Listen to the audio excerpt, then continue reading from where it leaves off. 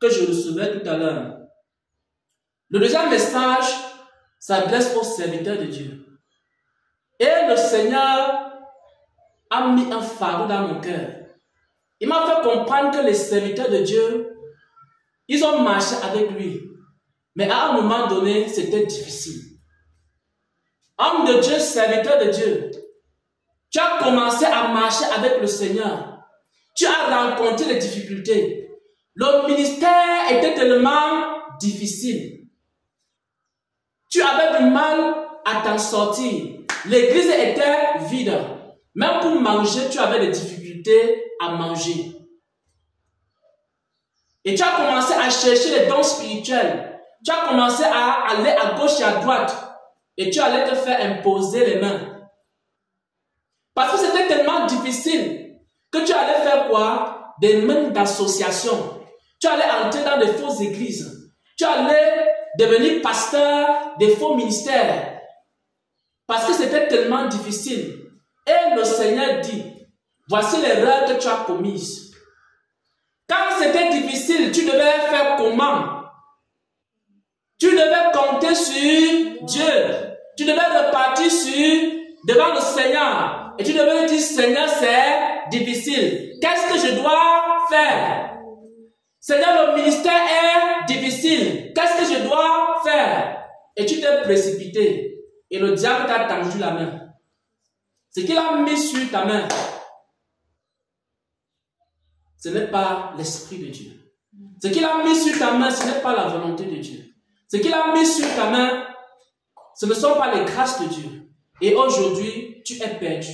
Et aujourd'hui, tu ne retrouves plus le chemin. Et aujourd'hui, tu sais à l'intérieur de toi-même que tu n'es pas sur le chemin qui mène dans la vie éternelle.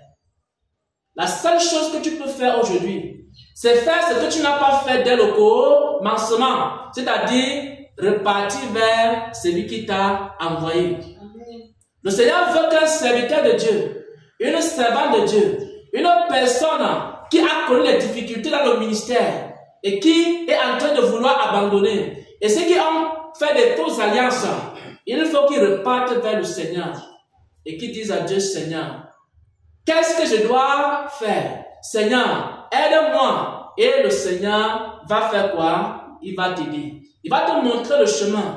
C'est lui le maître de la moisson. Celui qui sait comment on travaille dans la moisson. Dans la moisson du Seigneur, il y a quelqu'un qui s'appelle le maître de la moisson. Celui qui sait comment on travaille.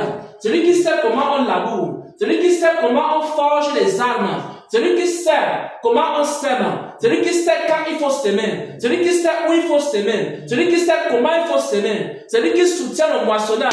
Celui qui donne la sémence au semeur. Et celui qui donne la révélation au prophète. Celui qui a commencé cette œuvre. Et celui qui doit achever avec chacun d'entre nous. Tout ce que nous avons besoin de faire, mes frères et sœurs, serviteurs de Dieu. On doit compter sur Dieu. C'est tout. Tout ce que le serviteur de Dieu a besoin de faire, c'est compter sur Dieu. C'est la raison pour laquelle plusieurs se sont égarés. Le jour qu'un serviteur de Dieu arrête de compter sur Dieu, c'est le jour-là que son ministère s'arrête aussi. Je vous dis la vérité. Quelles que soient les difficultés, Dieu est capable de te sortir de ces difficultés.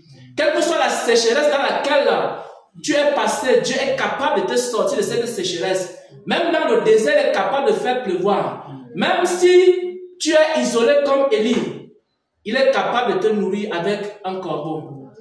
Mais il y a une condition pour que Dieu fasse ces choses dans ta vie qui te relève. Il faut que tu te repentes et que tu commences à compter sur lui. Alors le Seigneur va restaurer ta vie au nom de Jésus-Christ. Voilà les deux messages que je voulais partager rapidement.